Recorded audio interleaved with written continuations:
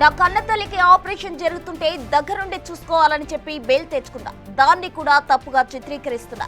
తప్పుడు ధృవీకరణ పత్రాలతో బయటకొచ్చా అని అంటున్నారు. జైల్లో ఉండగా ఎవరైనా ఇలాంటి సర్టిఫికేట్లు పుట్టించగలరా? చట్టానికి న్యాయానికి విలువనిచ్చే న్యాయ విద్య చదివిన వాడిని అలాంటిది నేనెందుకు అలా చేస్తా? ఇది బోరుగడ్డ అనిల్ వాదన. ఈ మేరకు ఒక సెల్ఫీ వీడియో రిలీజ్ చేసిన బోరుగడ్డ ప్రస్తుతం హైదరాబాద్ లో ఉన్నట్టు సమాచారం.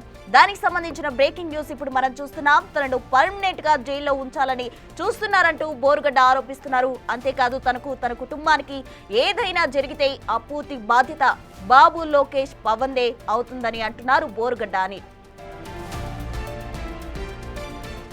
ఉన్నతమైన న్యాయస్థానాల మీద నమ్మకం ఉంది మాకు. ఇప్పుడు కొత్తగా కావించింది ఏంటంటే నేను ఏదో ఫేక్ సర్టిఫికేట్ నేను అసలు ఫేక్ సర్టిఫికేట్ ఎలా పెడతానండి? నేను సెంట్రల్ ప్రిజన్లో ఉన్నాను, నేను జైల్లో ఉన్నాను. మెడికల్ సర్టిఫికేట్స్ మొత్తం మా వాళ్ళు అక్కడ సబ్మిట్ చేశారు కోర్టుకి. కోర్టు వారు దాన్ని చూసి నాకు ఇంటర్మ్ బెయిల్ ఇవ్వడం జరిగింది. మా కన్నతల్లి గారికి బైపాస్ సర్జరీ జరిగింది, ఓపెన్ హార్ట్ సర్జరీ జరిగింది. కాబట్టి మా కన్నతల్లి గారి దాని మీద నాకు ఇంటర్మ్ బెయిల్ వచ్చింది. కన్న తల్లిని చూసుకునేది నేను. కోర్టుని గౌరవించాను, అమితంగా గౌరవిస్తాం. ప్రాణం పోయినా వెనుతిరిగే ప్రసక్తి లేదు.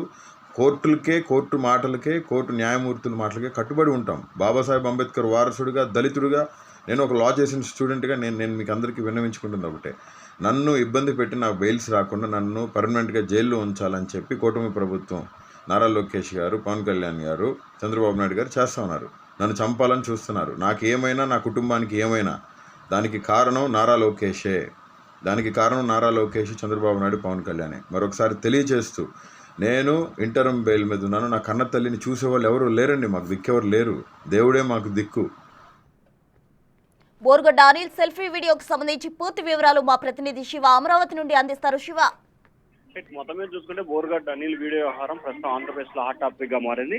ప్రస్తుతం ఆయన గుంటూరు లలిత సూపర్ స్పెషాలిటీ, ఒక private hospital super speciality doctor Raghava Sharma ఒక లెటర్ ఇచ్చారు. ఆ లెటర్ ని బేస్ చేసుకొని బెయిల్ పొందినట్లు కూడా తెలుస్తా ఉంది. అయితే ఆయన తీసుకొచ్చిన బెయిల్ లెటర్ కాపీని కూడా పోలీసులు రాఘవ శర్మకు చూపించడం జరిగింది. ఆయన ఈ లెటర్ గానీ, ఈ సంతకం గానీ నాది కాదు అని చెప్పిన పరిస్థితి కనిపించింది. వెంటనే పోలీసులు, అనంతపురం పోలీసులు ఈ అంశానికి సంబంధించి కూడా కోర్టు దృష్టికి తీసుకొచ్చారు.